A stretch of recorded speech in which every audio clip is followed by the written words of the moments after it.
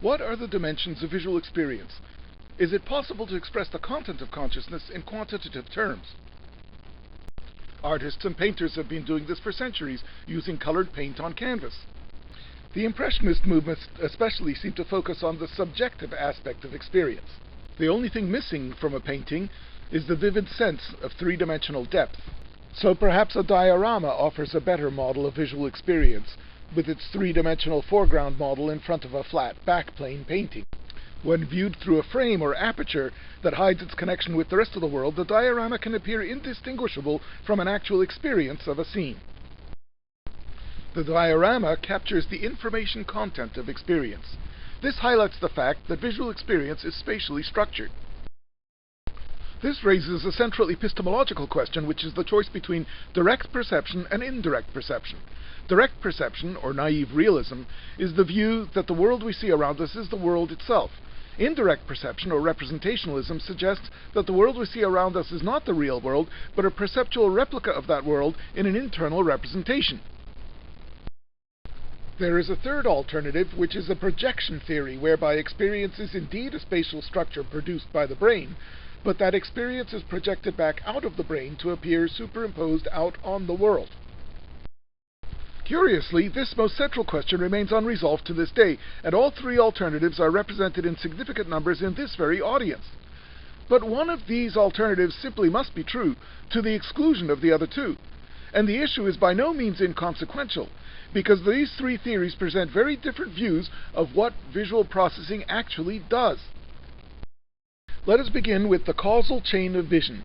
Light from the world enters our eye where it is transduced to an electrochemical signal which is sent up the optic nerve to the brain. There it triggers certain patterns of electrochemical activity that somehow cause our experience of the world. According to direct perception, the patterns of activation in our brain are causally responsible for the appearance of experience beyond the brain. But the experience is not itself spatially structured, it is only the world which it is an experience of that is spatially structured. This places the spatial structure of experience paradoxically at both ends of the causal chain, both as the source of the original stimulation and as the final product or output of the causal chain. It serves both as cause and effect. So, is the world that we see and experience part objective world and part subjective experience? If so, is there a way for us to distinguish the objective component of experience from the subjective component? It turns out that there is a simple way to distinguish them, and that is to simply close your eyes. The part of the world that continues to exist unchanged is the objective component, whereas the part that vanishes when you close your eyes is the part that is the subjective component of experience. The fact that the entire structure vanishes without a trace when we close our eyes is clear evidence that the entire structure comes at the end of the causal chain, which is a bit of a problem for direct perception. But direct perception fails catastrophically in the case of dreams and hallucinations, where a spatial structure is experienced that has no counterpart in objective reality. And direct perception also fails catastrophically in the case of visual illusions. It provides no ontology for the spatial structures that are so vividly experienced to exist. Projection theory was devised to rescue naive realism from these embarrassments by proposing that the spatial structure of experience is indeed constructed by the brain, but it's projected back out of the brain into the world, which is where it is experienced. The problem with this theory is that nothing physical is detected projecting out of the brain into the world. Max Wellmans, the modern proponent of projection theory, insists that nothing physical is projected. It is only experience that is projected, a non-physical quantity that is undetectable by physical means. But then the problem is that the projected entity is in principle inaccessible to scientific scrutiny. It is a theory which cannot be falsified because its prediction that nothing will be detected is identical to the null prediction that nothing is projected. Therefore, it is not a scientific hypothesis about how spatial experience arises from the brain, but rather it is a theory that banishes the most interesting and challenging part of the problem into a spirit world of ghostly structures that have no mass, occupy no space, consume no energy, and have no physical presence in the world known to science. Another, still more radical solution is eliminative materialism, that is, the theory that visual experience simply does not exist, or at least not in the form that we experience it to exist. For example, when we think we're having a spatial experience, we are actually having a series of brief and fleeting visual impressions that collectively promote the illusion that we are seeing a spatial scene. In other words, we cannot trust our experience to be as it appears to be. Evidence for the unreliability of introspective observation is seen in the fact that naive subjects are totally unaware of the loss of visual acuity in their peripheral vision, and are astonished to discover that they have a retinal blind spot. But those same naive subjects can be easily educated by the most convincing demonstration of all, introspective observation of their own loss of acuity in peripheral vision, and of their own retinal blind spot. So it's not introspection itself that is unreliable, but only casual introspection by naive observers that's unreliable. Critical introspection by informed observers, on the other hand, is in fact a reliable and valid source of information for both the capacities and the limitations of visual experience. While it is true that we cannot assimilate all of the detail in a visual scene like this cluttered bookcase all in one glance, the experience of glancing around the bookcase is nothing like a sequence of frames on a television monitor, but rather each visual impression is perceived at the location it is perceived to occupy in the global framework of surrounding space.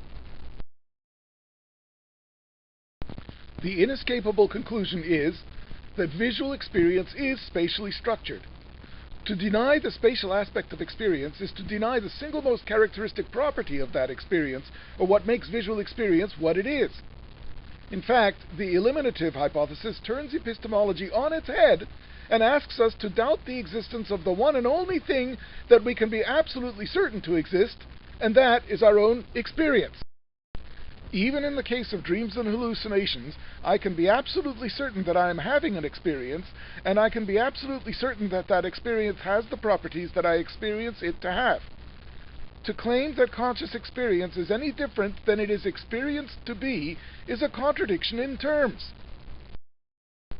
So, whatever your personal paradigmatic preference, there exists a spatial structure that appears at the end of the causal chain, and it is that structure that I propose to model. To a representationalist, this data structure can be considered a model of the sense data of experience, a direct computational product or output of the brain based on sensory input. To a proponent of direct perception, this same data structure can be considered a model of the objects and surfaces that would be perceived directly out in the world for a given sensory input. To proponents of projection theory, this is a model of the experience that is experienced to be projected from the brain out into the world. And for eliminative materialists, this is a model of the spatial experience which does not exist, and is not even experienced to exist, but only seems to be experienced to exist. That is the structure I propose to model. Now, once we acknowledge the existence of the spatial structure of experience, how are we to model that experience in quantitative terms? One way is to build an explicit spatial diorama of the experience with explicit volumes and colored surfaces as they are experienced, or a volumetric digital data structure like the images used in MRI and CAT scan imagery. But there are many alternative ways to represent spatial information, and not all of them use an explicit spatial mapping.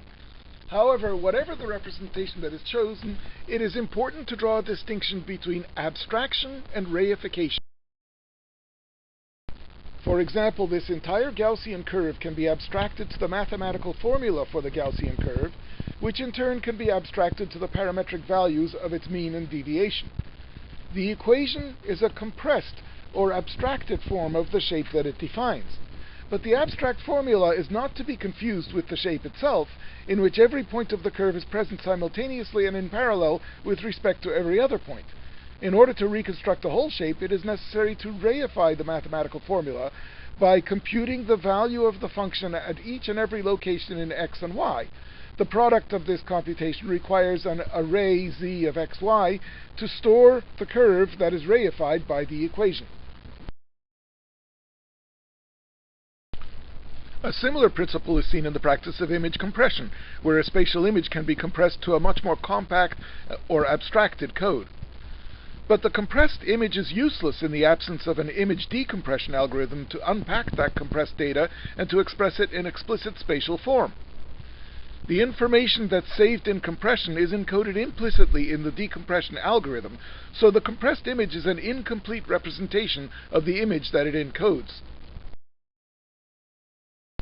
A similar argument holds for a semantic network representation of a scene. For example, this scene here could be represented as a corner composed of two walls and a floor containing a table by a curtain. The walls have a striped pattern, orientation vertical, color blue and white with an ornamental pattern. The curtain is blue with wavy folds, the carpet is yellow, the baseboard is ornate, the table is walnut in the cabriole style with a small drawer that has a brass handle. Each of these features of the visual scene can be expressed by a node in the semantic network, and many propose that the visual cortex encodes a semantic network of this sort by a hierarchy of feature detector neurons. But the semantic network is an abstraction, not to be confused with the reified image that it represents in symbolic form. There is no question that some kind of abstraction occurs in visual recognition and cognition. But visual experience is not that abstraction. It is clearly a reified, spatially extended, volumetric spatial structure. The principle of visual abstraction is well known and embodied in many models of perception and consciousness.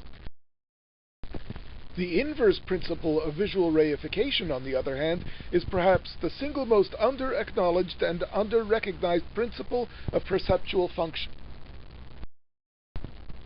Evidence for reification in perception is seen most clearly in Gestalt illusions like the Caniza figure, in which a two-dimensional stimulus is experienced as a three-dimensional percept. The computational transformation of perception can thus be described as the transformation from a two-dimensional stimulus to a three-dimensional percept, in which every visible surface is perceived as a spatial continuum of perceived color. An even more impressive reification is observed in Peter Tsay's volumetric worm illusion that promotes this spatial percept, and Peter Tsay's sea monster illusion that promotes this spatial experience. It is clear that some kind of reification is involved in visual perception. How the visual system performs this remarkable reification remains a deep, dark mystery, but that it does so is an observational fact. Another observational fact of perception is phenomenal projection, or the way each visual impression appears in whatever direction we direct our gaze, giving the impression of a complete surrounding space, even though we only see portions of it at a time. Perception has a constructive or generative component that contains more information than the sensory stimulus on which it's based. Finally, perhaps the most bizarre of all observational facts of experience is the phenomenon of perspective, or how things in the distance appear smaller, even when we know that they are not actually smaller. This raises the urgent question: do objects in the distance appear smaller by perspective, or do they appear undiminished in size? It took me months of the most intense introspective observation before I could answer this question to my own satisfaction. It turns out that the answer is both. Things in the distance appear smaller, and at the same time they appear undiminished in size. This is direct evidence that experience has a variable representational scale, where the scale in a representation is the distance in the representation relative to the objective distance that it represents. Subjects were placed in a short hallway and were given 3 cardboard models. The subjects were asked to report which model appears most similar to their subjective experience of the surrounding hallway. The first model on the left, A, is a rectangular box of approximately the aspect ratio of the hallway.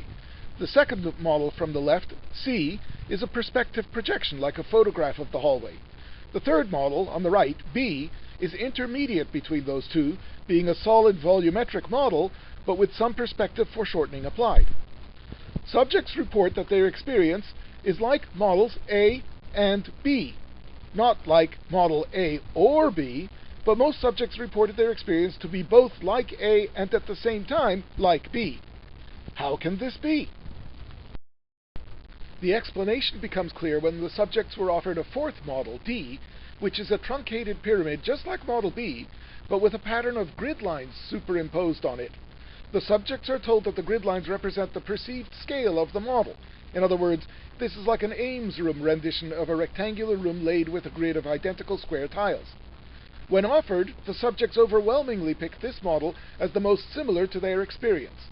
The reason is that this model embodies the same duality in size perception that is observed in perceptual experience, where objects in the distance are in fact perceived to be smaller, and at the same time they are perceived to be undiminished in size, because the size scale itself shrinks with distance from the observer. In other words, subjects make use of a warped reference grid to make judgments of objective size in the warped subjective world. This is why the Ames room illusion works so well. The geometry of visual experience can be mapped out by standing on a long straight road that stretches to the horizon in opposite directions. The sides of the road are perceived to be straight and parallel and equidistant, and yet at the same time they are perceived to meet at a point up ahead at a distance well short of infinity. And if you turn around, they meet at a point back there too. In other words, the road is shaped like the rind of a melon slice, with two curved sides that meet at a point up ahead and back behind, while at the same time being straight and parallel throughout their length. This is direct evidence that the space of our experience is curved. What does it mean for a space to be curved? If it is the space itself that's curved rather than the objects in it, then it is the very definition of straightness that is curved along with the space.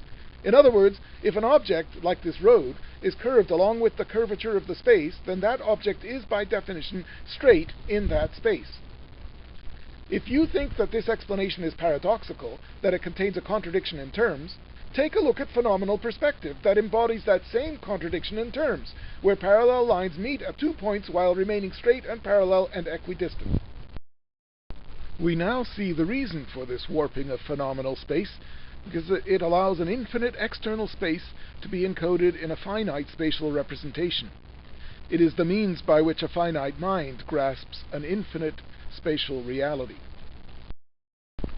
Now, to return to the epistemological question, how can perception be direct if what we see is a warped and distorted world when we know for a fact that the world is not actually warped? There's not even a one-to-one mapping between external space and our experience, because that requires a mapping from an infinite to a finite entity, which is a mathematical impossibility. Projection theory has a similar problem. How can experience be superimposed on the objective external world when experience has the warped geometry of perspective, while the world itself is undistorted and infinite in size? Surely the bizarre warp of visual space finally offers irrefutable proof of the truth of representationalism.